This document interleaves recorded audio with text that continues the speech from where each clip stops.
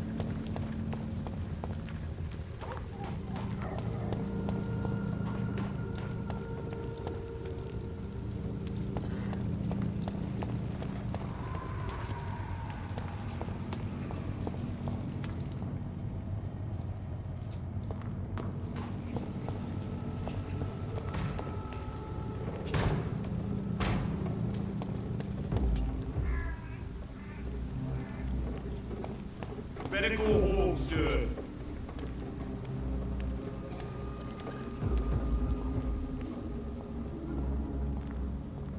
Mr. Nate!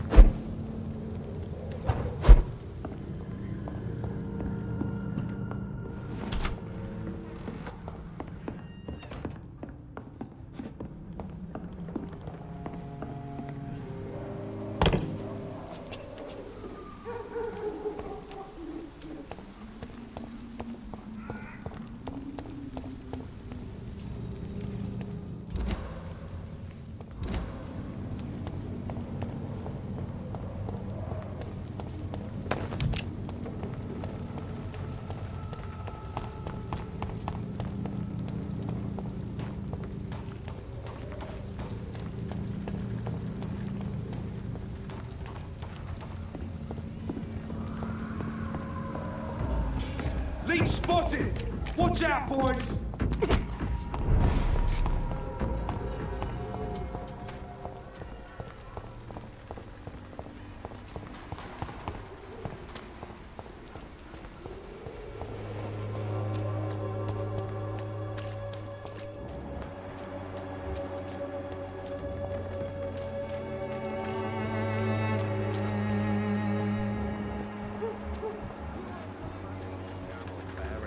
Game you pay for peace of mind.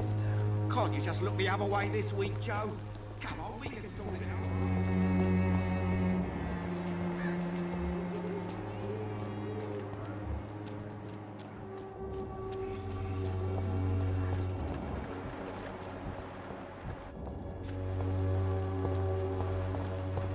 The Swanborough cordial can be the answer to all your problems. As long as you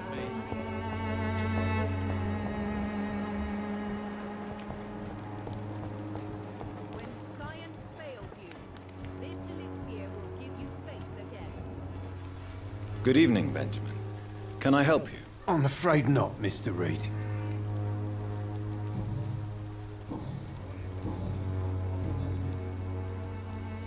You don't seem well, Benjamin. Do you need any help? I always feel ill, sir. It's like I'm never right. I can try to help your body heal, sir. But you must stop destroying it. The war destroyed me, Doctor. A gun, alcohol, and a bad temper make a terrible cocktail, sir. Goodbye for now.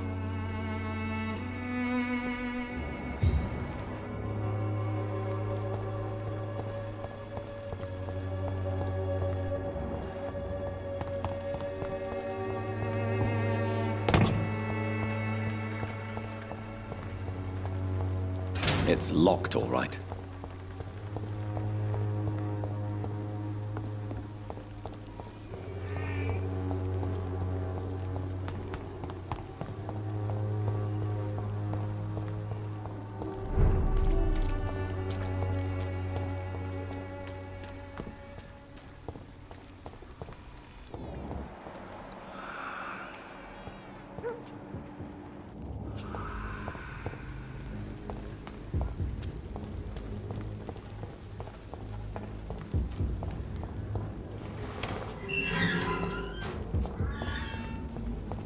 Human blood. Whoever left these marks did so deliberately.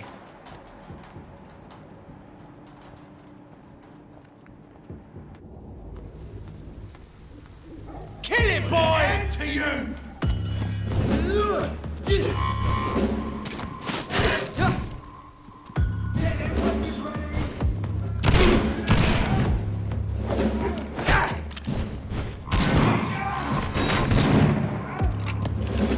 Burn it, boys!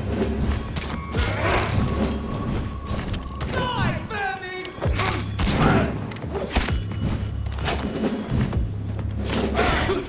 Fuck, he's dead!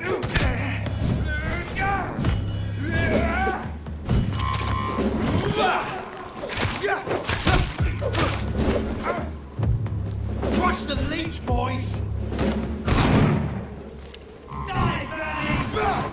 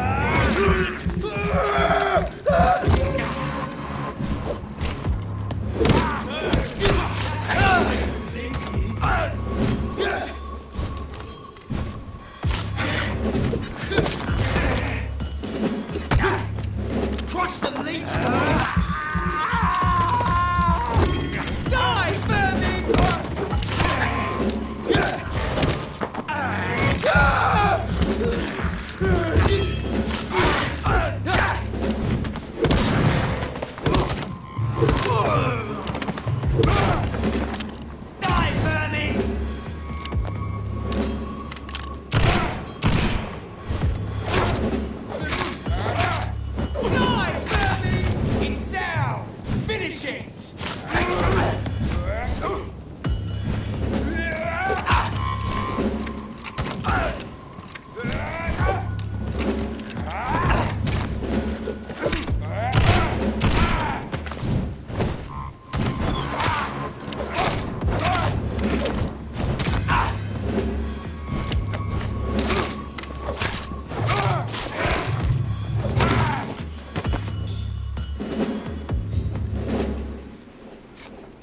Die, vermin!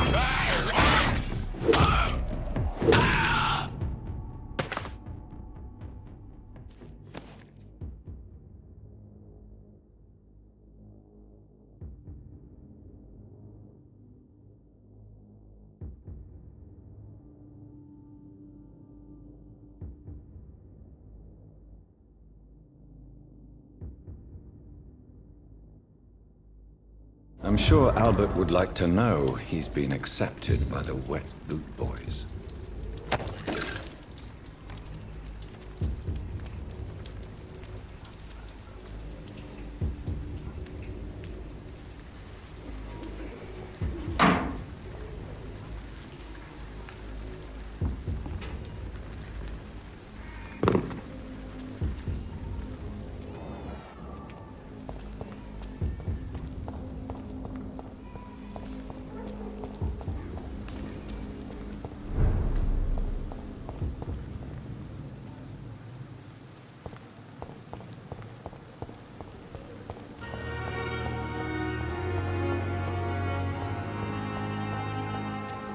Thelma Howcroft said she was being watched by vampire hunters.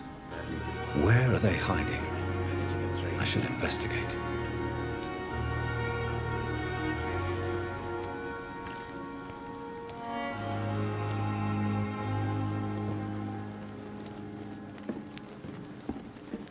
Good evening.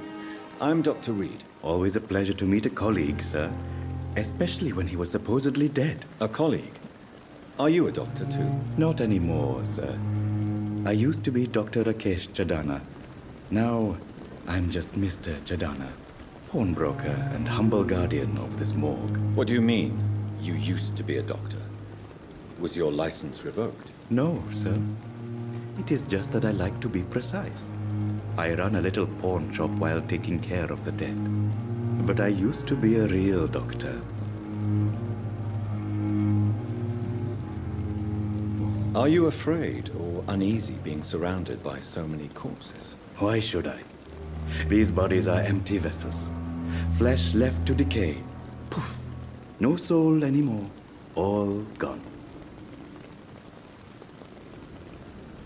An interesting point of view.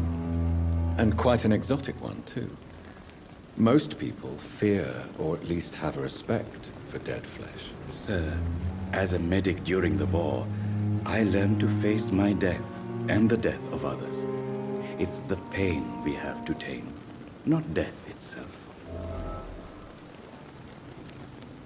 How did you get this job? After I left the army, I worked as an undertaker down by the docks. A dangerous place with many an unpleasant business there. Milton Hooks helped me get a job here. Do you work here alone? Yes, very easy work, sir. All I have to do is watch a few bodies. The situation was very different when the main morgue was still open. Why do you have to watch these bodies? Because these poor fellows have no names. We keep them in case someone comes looking for the missing. Sadly, very rarely happens. Why close the hospital's main morgue? It was for sanitary reasons after the beginning of the epidemic. Cadavers had to be moved to the nearest mass grave. Have we met before? I don't think so, sir. Why? When we first talked, you said you were glad to meet me since I was reported dead. Funny story, sir. Your sister came here a few nights ago. You were missing, and she was looking for your body. She must be very relieved now. Tell me the truth about your appointment as a medic during the war, Rakesh. The regiment administration appointed me by mistake. I had to learn the job on the spot, sir. Very hard, sir, but I rose to the challenge.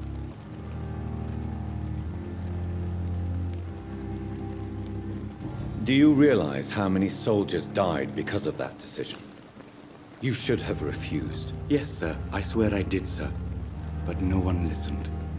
When the first wounded arrived, I had to do what I could. It is an unbelievable story, Mr. Chadana. It was a time beyond belief, Dr. Reed. But I'm happy not to deal with the wounded. I prefer caring for the dead now. You can't impersonate a doctor. You can't improvise a medical education. People could die at your hands. You're absolutely right, sir. But as a field surgeon, it was more like being a butcher. Do you believe you have really helped these people? My ratings were within the averages of the regiment. I saved lives, Dr. Reed. Does that not say enough about triage and war surgery?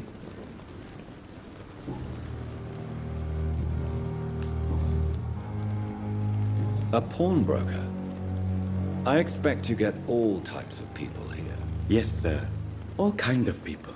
For I sell all kind of goods. Who comes here to trade with you? It's very unhygienic, even unsafe. Diseases can spread. For the customers, for the hospital. I'm very cautious, sir. I've been a doctor, remember? And all my clients are good people. In fact, I think I only know good people. What kind of goods? With the quarantine, it's not always easy to buy things. So I trade, I exchange. Some people sell, some others buy. I like to help.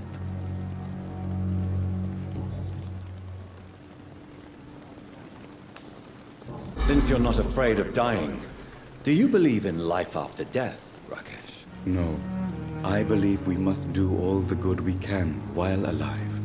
For our time is short, and the obstacles are endless. Do you think you would enjoy immortality as a concept? I don't think so. Don't mistake me. I love life, and I'd like to live a long life. But everything has to decay, sir. Even goodwill.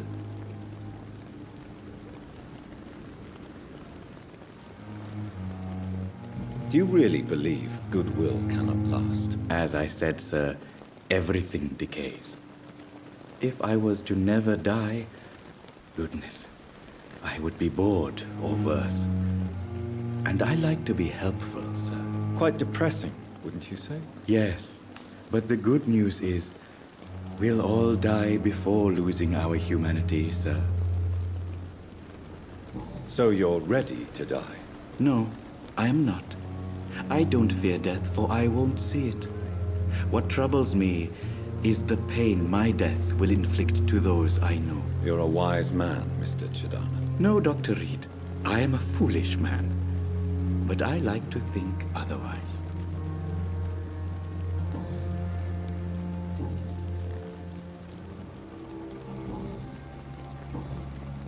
Please show me what you have to sell. Of course. It's just trinkets and curios, really. But I'm sure they can be useful. It never ceases to amaze me how you, the dead, sing peaceful and long at the same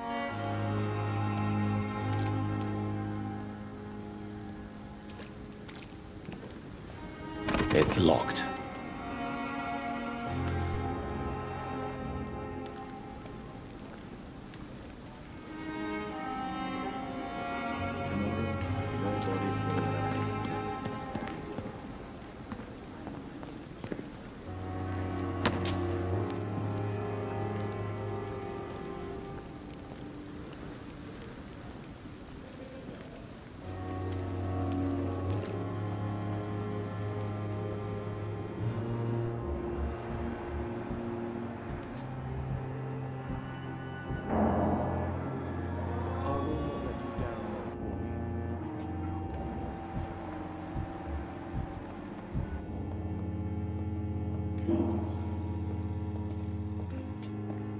I'm quite busy right now, Dr. Reed.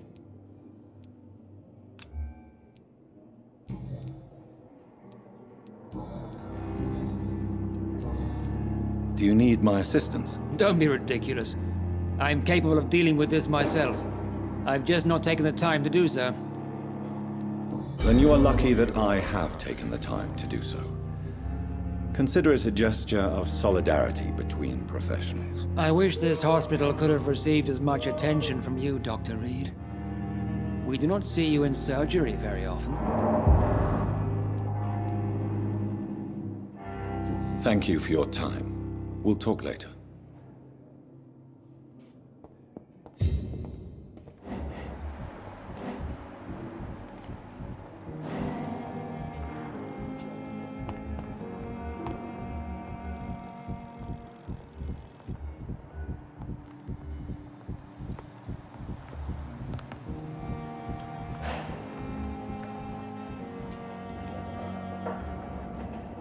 My sweet girl.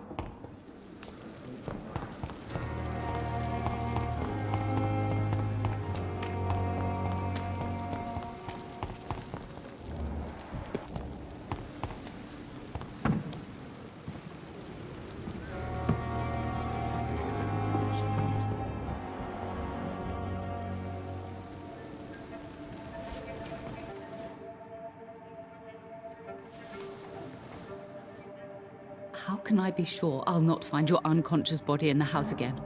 I promise you, you'll not find my unconscious body. For God's sake, how can you say such a thing? How can you refuse to listen? I tried to warn you for so long. No, I won't let my only son die. You promised me you'll stay alive. Your son lied to you, like the whole world lies to us.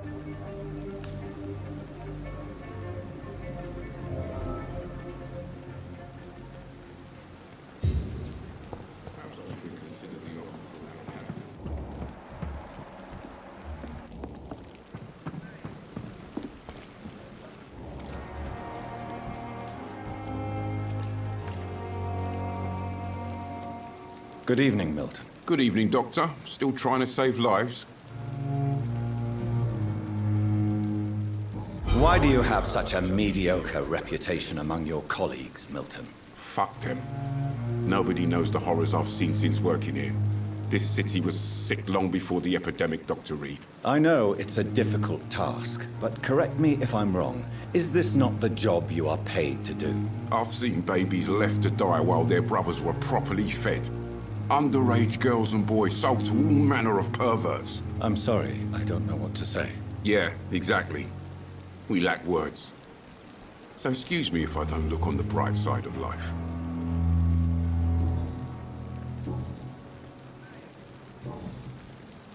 I have some good news, Milton. What? The epidemic's over? I retrieved your wallet, with all the money and a certain picture. Well, yeah, Pippa Hawkins is my girl. So what?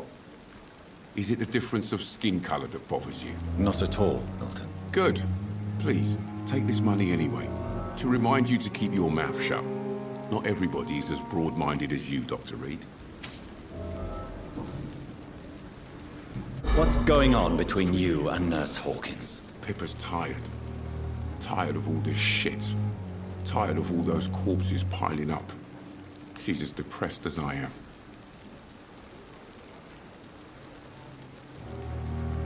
During the war, I witnessed a few couples, just like you, come together in difficult circumstances. It can be very damaging. Maybe you're right. But we support each other. And that's all that matters. You do realize you could both get fired. Hospital staff are not meant to have intimate relationships with one another. Come on, Dr. Reed.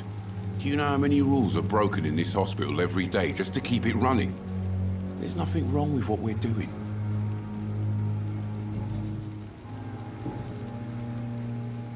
I'd like to see your goods. Wise choice, Dr. Reed. A reliable gun is what everybody needs these days. And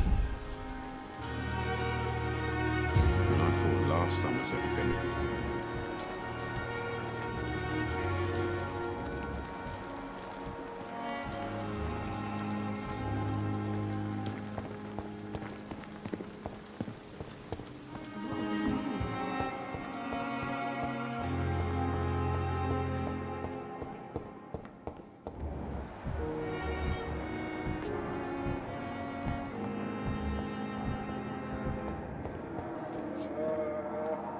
Good evening, Doctor.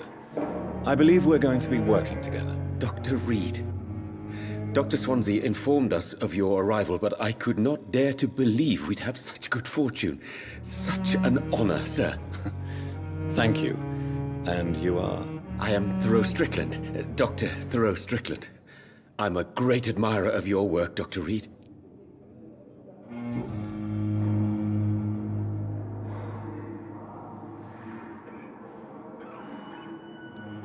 Please, could you tell me something about yourself? I'm a great admirer of your work concerning blood transfusion, Dr. Reed.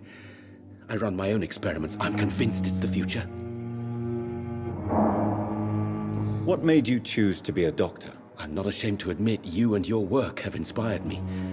I am honored to have the opportunity to work by your side.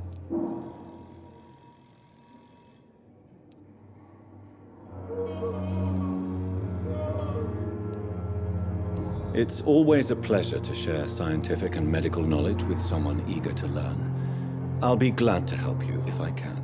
This epidemic may be the century's most terrible disaster, but I'm convinced that we, as doctors, are the only ones able to defeat it. I based my technique on my mentor's research. He helped me perfect my method. What is yours? I'd rather not talk about it. For now, it's just theories and first approach. My process is purely experimental and unsuccessful. As long as you're cautious and methodical, you may remain empty-handed, but you won't fail. You're not the first one to warn me, but I am convinced knowledge is the main weapon against the ravages of this epidemic.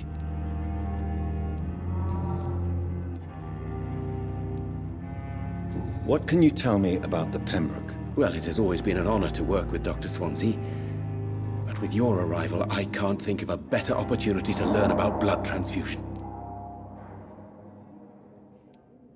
You seem quite optimistic. It's a rare and precious attitude in these difficult times. I'm convinced that this epidemic is a test of endurance and dedication for us men of science. Questions remain about our capacity to resolve the situation. True. Last summer, during the first wave of the epidemic, I used to joke with Milton about the extra work. We're not smiling now. Do you need help with anything in particular? Well, yes, maybe. I'm waiting for a batch of products I ordered for my personal research, yet my supplier seems to have vanished. Do you want me to play the errand boy for you? Oh no, Dr. Reed. But if you went personally to his shop, what with your reputation and all, he wouldn't dare to refuse the products I need. I see. Well, give me the address, for I may pass by if I have time.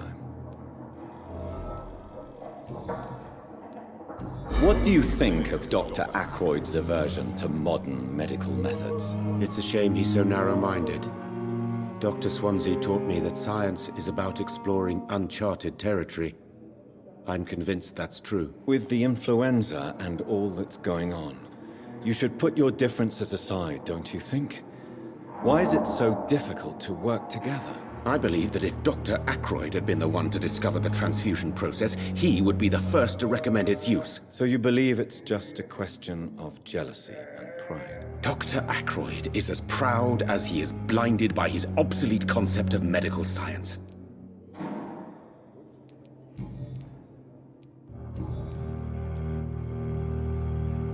Tell me, Thoreau, what's the real cause of your dislike for Dr. Ackroyd? He refuses to admit that your blood transfusion technique is the only way to save Mr. Fiddick. I'm convinced we must use it. What Dr. Ackroyd really said is that you lack the skill to perform this operation efficiently. Is there anything you have to say about this? It's a false conceit. Dr. Ackroyd secretly envies your reputation. His jealousy blinds him. I'm not the real target here. Tell me more about your willingness to experiment with new medical techniques. Harvey Fiddick is a patient suffering from a severe injury that could cripple him if not treated correctly. I'm convinced your blood transfusion technique could help him. What is it you really want? To save him, or to prove your point? Fair question. I want nothing but to save my patient, Dr. Reed. Especially since I know Mr. Fiddick's story.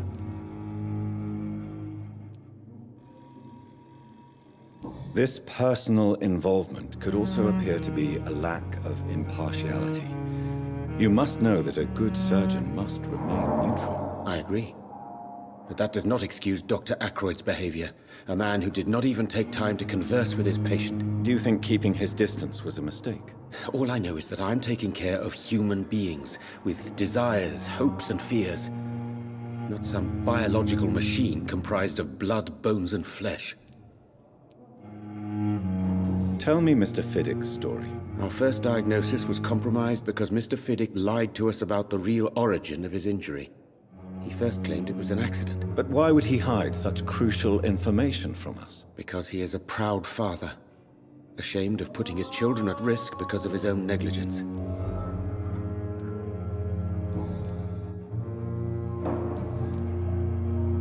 Goodbye, Dr. Strickland.